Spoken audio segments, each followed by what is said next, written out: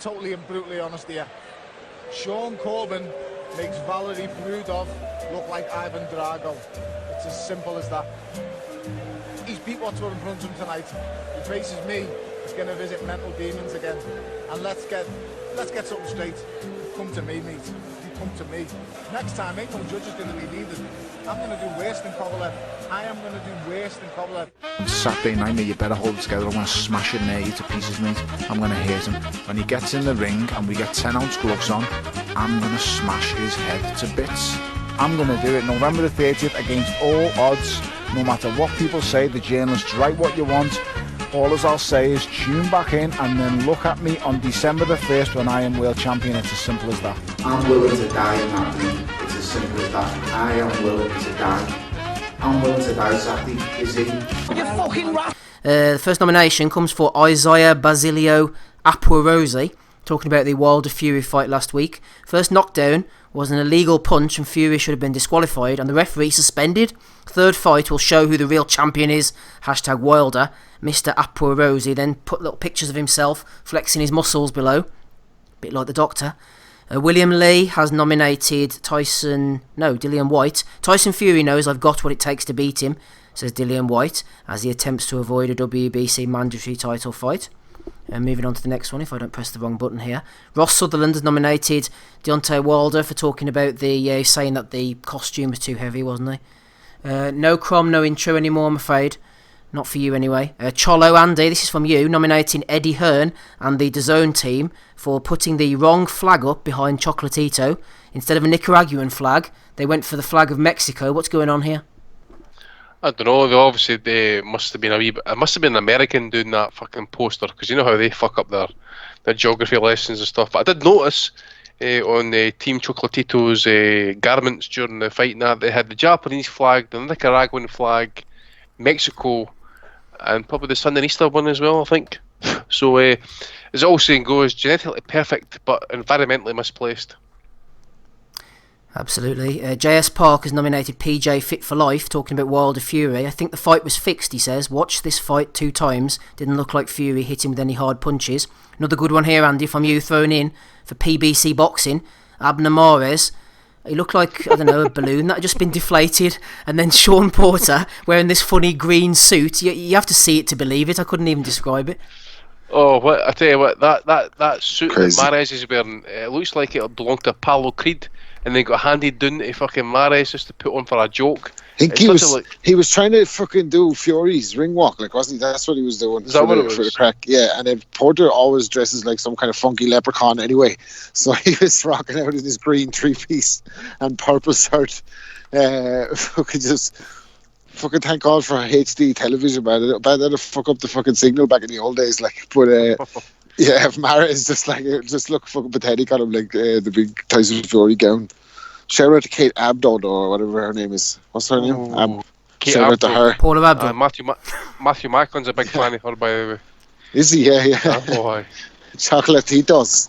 Chocolatitos.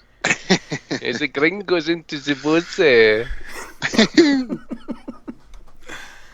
Moving on, Gavin Stevens has nominated The Bomber.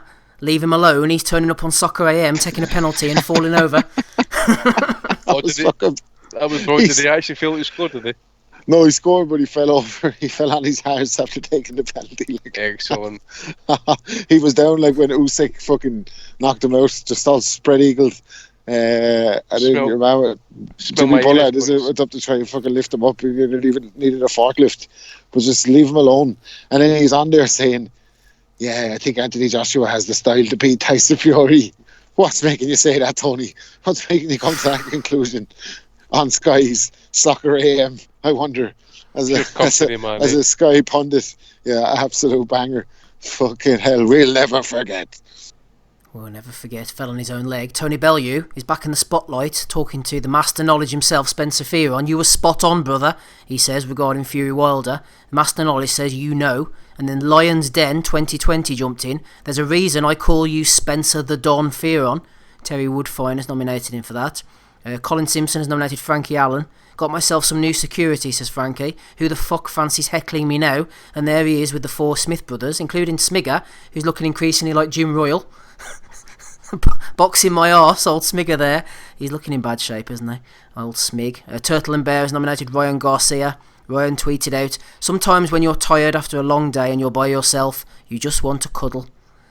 Oh, there you go. Ryan Garcia. He's playing to the audience, isn't he? What about this one then, guys, from Matt Dobson, Boxnet? Fucking shithead. Who the fuck... He's on the last fucking Fight Hype video saying he's practicing the Sugar Ray Robinson left hook and then he wants a cuddle. Fucking prick. Oh, bathing his tears. Bathing his tears. A bit of back and forward between Amir Khan, Kell, Brook and Errol Spence. I felt a bit sorry for Brook. They're all ganging up on him, aren't they? "I respect man who comes out and live their truth," says Errol Spence. "I have people in my family that's gay and we treat them all the same. They call him the truth for a reason," says Amir, picking on poor old Kell, who responded, "And they call you a webcam wanker for a reason, but you carry on with your Snapchat soap opera of a life and being a poor man's Umar Kamani with that new bonnet." Kell firing back. I love that. That's great stuff. I didn't expect Kell to get so vile with him, but he did. Yeah, they're going in on poor Kell. Michael McElway has nominated the Catalyst 610. Who's going into poor Kell? Can't comment, Andy. Can't comment. Oh, right. Maybe a bit of IBO love here. The Catalyst 610 having a go at the Ring magazine, calling them out because they're owned by Golden Boy for not recognising one of the major belts, the IBO. Interesting, in the picture, the Ring magazine belt is listed, which is Golden Boy owned, which is not one of the 4 major belts and is 100% not needed to become undisputed. But the IBO isn't. Hashtag let's keep it fair, people. You know, Michael, I have to agree with the Catalyst there. Let's keep it fair with the IBO. This is a good one, Andy. I like this. Sky Sports are notorious for this, aren't they? Talking about Joseph Parker. Joseph Parker has already ruled the world and fallen from the heavyweight summit, but hurtful lessons have primed him for another title fight. What? He won a vacant WBO against Andy Ruiz? I forget whose belt. Was that one of Fury's belts? I'm sure it was. Yes, it was one of Fury's, vacant WBO against Ruiz, but he's already ruled the world and fallen from the heavyweight summit. Yeah, so no, fucking hell. You know, that reign of terror who had the fucking heavyweight division on notice and hiding and hibernation. Absolute fucking shit show, man. Sky would just Sky could sell sand to the Iranians and fucking alcohol to a fucking die-hard Muslim, by the way. Fucking no problem. The shite that they'd conjure up is unbelievable. I mean, this is the guy who went distance with Kajanyu, who was his sparring partner. I mean, that Hughie Fury fight, I didn't even want to even think about that. It gives me the crawls just fucking thinking about that fight. Maybe give the coronavirus as well, just thinking about it. Fuck's sake. Chris Mason, who was seen in the chat, has nominated Dard Zinak. "I believe," he said to Deontay Wilder, "you will win the rematch, but I do hope you get some boxing masterminds in your camp. Can't count on the KO power, only this has to be smart boxing for every round." Rich at SuperDicky193 has nominated Alexander Usyk for whiskey. He was claiming that Alexander Usyk is scared of Joseph Parker's speed.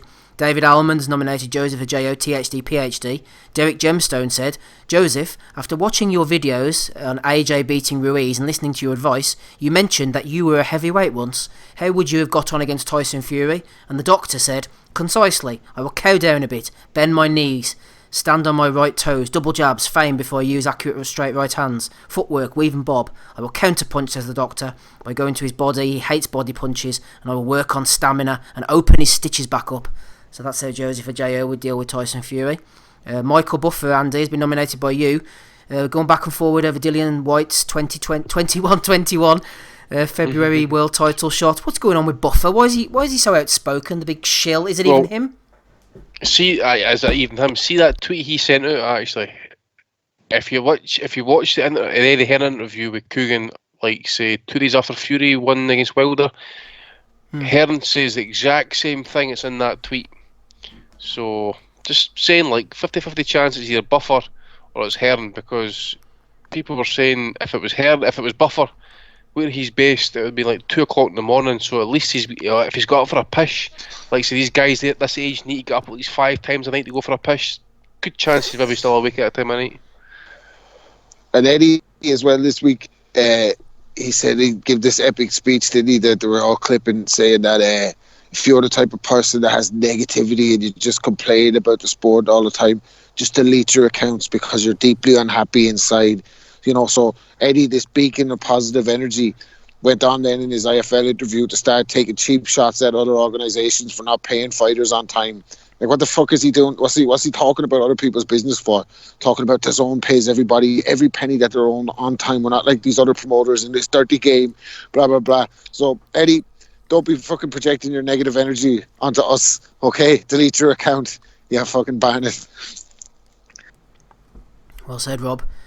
Jasper has nominated Rick Glazer. I don't know if this is Rick Glazer's actual account on Twitter, but Rick tweeted out, because of the coronavirus, my wife and I will not be eating any Chinese food until this epidemic is straightened out. It's not the fear, but we all need to penalise the Chinese everywhere for this worldwide outbreak. Everyone should follow this. Please retweet, thank you. The biggest positivity come out of this actually is the pollution levels in China at the minute, especially around about Wuhan.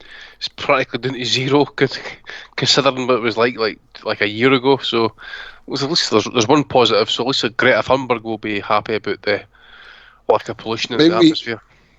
Maybe they could get Buster Rhymes to do a concert for them all to make them feel better and say, Wuhan, got you all in check. You know what I mean? That'd be good for them, wouldn't it? Loving that niche gag from Rapping Rob Kelly there. Not Rapid Rob Kelly. Rapping Rob Kelly. Rigid Rob. Hey. Rigid Rob Kelly. Rob, stop putting the accent on. Like... Drop it right now. Drop yes, the accent. Folks. This is the way I really speak, good old chaps. Yeah.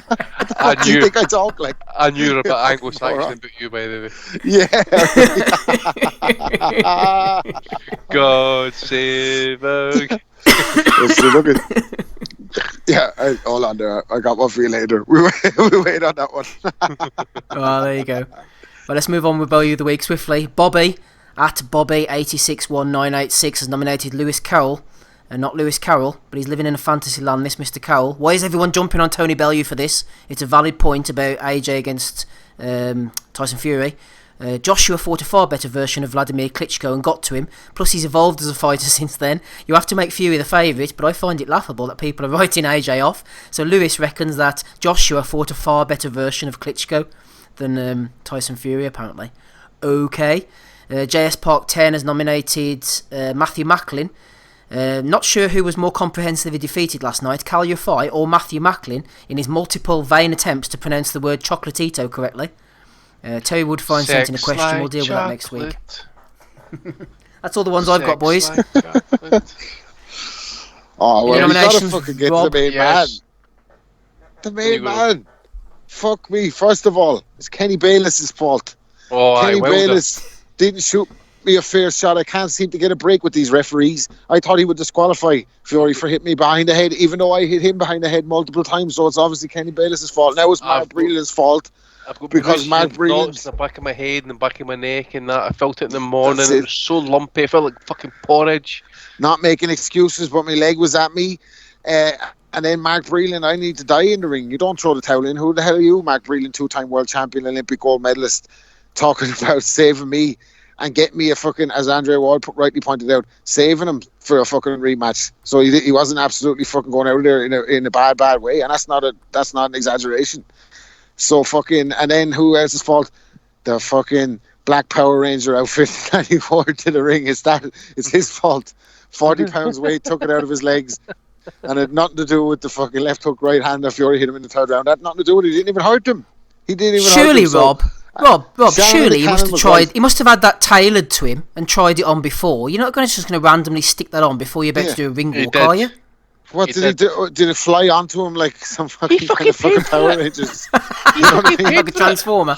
He's just dropped out and he's walking out. He paid $60,000 for the fucking thing. Of course he tried it on. Because he was trying to make a statement for Black History Month. Well, he's made a statement out of Black and White history as the worst fucking excuse ever known to man. And even if that's true, credit to AJ afterwards. I know he gave his hour-long interview or whatever, but he went back to the gym after that. Like, this fella has come out with every excuse under the sun in less than 24 hours after getting completely fucking dominated. He has to go down. Shannon Buchanan was right. I call him Beyonce Wilder after this, because this was, you don't blame an outfit malfunction on your legs going. I don't give a shit if it's 40 pounds or not. He's 6'7" at the same time. Do you know what I mean? It's a 200-yard walk. Like, He fucking trains. He trains with the same fucking weight vest on as well. On Joe Rogan, he admitted that he wears a 40-pound vest. Yes, exactly. And then that which makes that excuse way worse. The fact that he's already said that he trains with that kind of weight strapped to him, so he was conscious of the fucking gave himself away with the weight, even saying that 40 pounds. So like, it's the biggest joke of all time. And the thing about Wilder is I don't go with the narrative that Wilder can't box. He did try to box for the first 2 rounds last week. He was trying stuff. Landed a couple of times with the right hand, tried the jab to the body and everything, but he could do nothing with Fury. And in 2 fights, he's been able to do nothing with him. Those knockdowns when Fury, if we have to believe everything he says, was maybe fucking 50%. He didn't certainly look fucking as good as he looked last week in the first fight. And he did what he wanted with him. And that's the fucking raw truth. And Wilder is souring his legacy, I think, going on like this. Like, it's absolutely pathetic. And he's surrounded by yes men as well. Yeah, that is true. But we also need to add in the fact as well that he mentioned that Mark Breland was actually influenced by Anthony Dirrell. That was the by other one, Anthony Dirrell, who apparently No Sugar Hill, who was the opposite trainer. Yeah, I heard that's bollocks. Oh my god! Imagine saying that, like to even say that about Mark Breland, like as if he'd know that their relationship with Dirrell is stronger than the one with the fucking fighter. Like, it's an absolute joke. And look, he banned Paulie Malignaggi off the broadcast for this time around and covering doing media coverage on the fight because Malignaggi criticised him, said he wouldn't think he'd be able to make adjustments after the first fight. Fragile ego. Lou DiBella got canned for trying to make a move to DAZN on his behalf after he had gone up to Fury in the ring and said, "I thought you won." So he doesn't want people telling him the truth, obviously, and he's come up with it. And nobody around him has said to him, "Deontay, I don't think this is a good idea, dude, in the dressing room. Just take your defeat. You got beat badly. It's going to look bad. Just say things weren't right on the night and move on." Like, don't fucking let him come out and say it was my fucking Black Power uniform that let me down. The lasers were just too much. It's fucking pathetic. Absolutely pathetic. The battery pack was too heavy for me. Fuck. Yeah, just own that, Kevin. Just kind of like diverge onto the fact is that the London Fire Brigade actually called Deontay Wilder on this shit. Oh, I saw that. So they've actually quoted his actual comment that he mentioned to Joe Rogan about the fact that he wore a 40-pound vest in training. So the London Fire Brigade tweeted to say, firefighters carry that weight whilst tackling incidents day in, day out. Get yourself into firefighting fitness, and you might stand a chance next time. So there you go, Deontay. Come over to literal burn. Over here. Look, heavy burns. So get over here, mate, and train as a fire officer, and you'll be fucking fighting fit, ready to go. Right, so yeah, Deontay Wilder. I'm torn myself between Bellew and Wilder, but I liked the way the Fire Brigade called him out. I thought that was quite funny. Gabe, any nominations from you? No, sir. So I've got a couple, Steve. Go on, Andrew. John O'Carroll for saying Quigg's getting knocked out and played with. Mark my words. He's got 3 knockouts. In that order. He's got 3 knockouts. Oh, wow. Is it in that order though? It's a serious threat if so. Yeah, police might be wanting to be put on notice for this one. Tyson Fury, Tony Bellew, I want to go back to this. I remember Tony Bellew back in 2017 called out Tyson Fury when he was his absolute worst 25 stone fat bastard, sweating, just talking. And I watched the video actually when he said he was making a comeback, and everything he said in that video is so far wrong true. And Tony, of course, Tony Bellew's now retired, leave him alone and stuff like that. His wife's wears the pants in the house. She's not going to let him to fight again. So he's now hanging all his hat on that Joshua's going to do the fucking business against the big man. So we'll wait and see. Amir Khan as well. Just keep it a low profile on catchphrase and soccer AM. You hardly see him. See him. True enough. So that's it for me, mate. As I says, Deontay Wilder as well for that comment about the vest. So he had a bad week last week, Deontay Wilder, actually, in total. Yep. Sorry, I was just reading a few comments in the chat. Okay, Chuckaroo. Who are you going for, Andy? I'm going to go for Wilder, I think. It's got to be Wilder this week, hasn't it?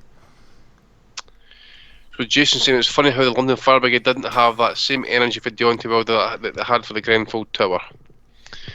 Oh well. Jason, you're a wanker, mate. You're a fucking wanker, bad, because Jason. I've got a mate who worked on that crew, by the way. You're fucking bang out the order. You're a fucking wank. I'm going for Wilder, Andy. Who are you going for? I'm the same. I'm going for Wilder as well. 2 for Wilder. Who are you going for, Rob?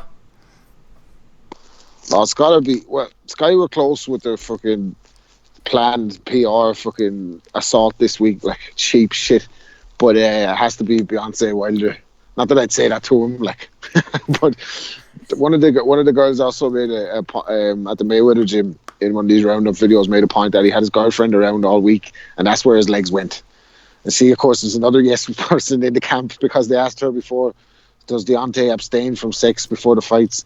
And she said, I give Deontay sex whenever he wants it. Whenever he says he wants it, I give it to him. So, maybe his legs were worn out a little bit, but again, that's on you. To this day. Certified G-spot. 3 for Wilder then. Gabe, doesn't really matter who you vote for. So go for whoever you want. Wilder. Oh, he's got his belt back this week. Yeah, congratulations. You might have lost the WBC, but you've won the Bellew of the week.